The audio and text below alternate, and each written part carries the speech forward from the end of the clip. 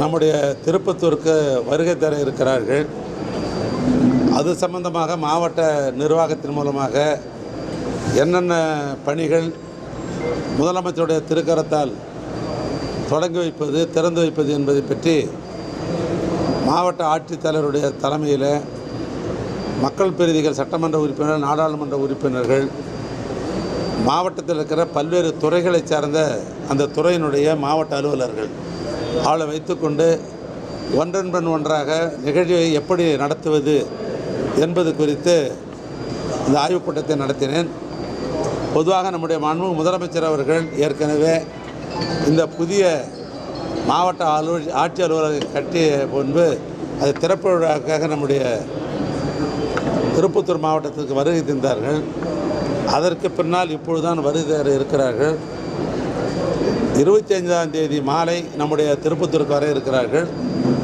அன்றை மாலை தமிழ்நாட்டை 5 முறை ஆண்ட, தமிழ்நாட்டினுடைய வளர்ச்சிக்கு வித்திட்ட, இன்றைக்கு தமிழ்நாட்டில் இருக்கிற தமிழரெல்லாம் தலைநிமிர்ந்து நிற்பதற்கு காரணமாக இருந்த மாண்புமிகு அண்ணன் தலைவர் கலைஞருடைய திருவுருவச் சிலையை மாவட்ட தலைநகராக இருக்கிற திருப்பத்தூரிலே திறந்து வைக்கிறார்கள்.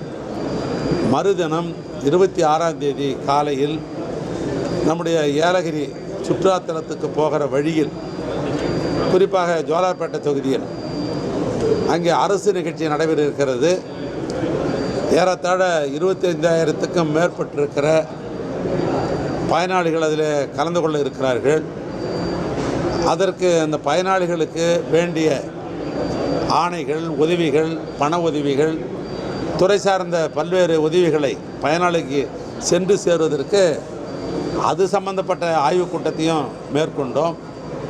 எனவே முதலமைச்சருடைய வருகை என்பது சிறப்பாக அமைவதற்கு வேண்டிய வாய்ப்புகள் இருக்கிறது. இதனுடைய தொடர்ந்து எங்களுடைய இயக்க நண்பர்கள், மாவட்ட ஆட்சித்தலைவர், சட்டமன்ற உறுப்பினர் வைத்துக்கொண்டு முதலமைச்சர்கள் வருகின்ற வழியில் பொதுமக்கள் முதலமைச்சரை காண வேண்டும், அவர்களிடத்தில் மனு கொடுக்க வேண்டும், தங்களுடைய வேண்டுகோளை வைக்க வேண்டும் என்று நினைக்கிற இடங்கள் எங்கெங்கோ அதையெல்லாம் பார்வையிடுவதற்காக போகிறேன்.